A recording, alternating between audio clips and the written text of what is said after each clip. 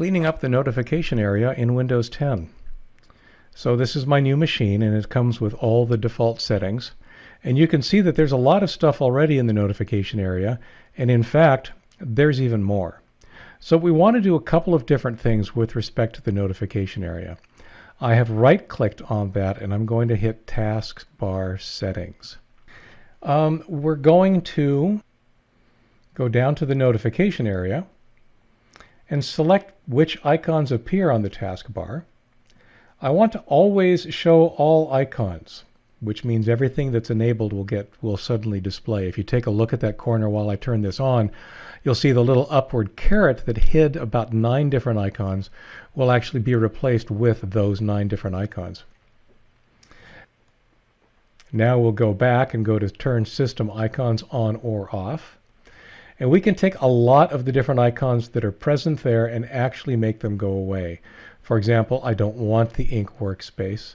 The Action Center probably should be there. It does have useful notifications. Location can go away if it's ever displayed. The input indicator is something I never use. Power is something that's useful on a laptop, as is network, as is volume, as is the clock.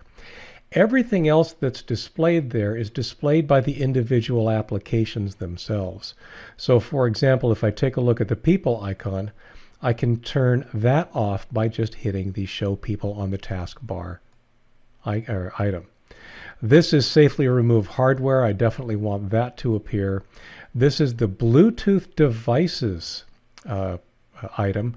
I don't currently have any Bluetooth devices, but we can go ahead and remove the icon from the notification area. This is OneDrive. I'm not signed in yet. We'll get to that in a while. This is Windows Defender. I like to leave that running. This is the Intel Rapid Store technology. I think I have to take a look at the settings for that application. Hit Preferences and show the notification area icon. We'll go ahead and turn that off. So that space has been cleaned up.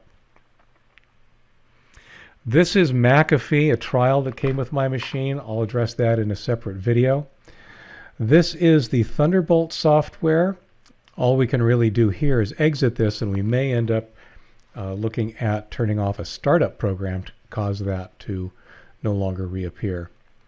This is the Intel graphics settings. We don't need that in our tray. I'll go ahead and fire it up, and then once again, in its preferences or options and support, there should be a setting that will allow us to turn off the tray icon. Boom.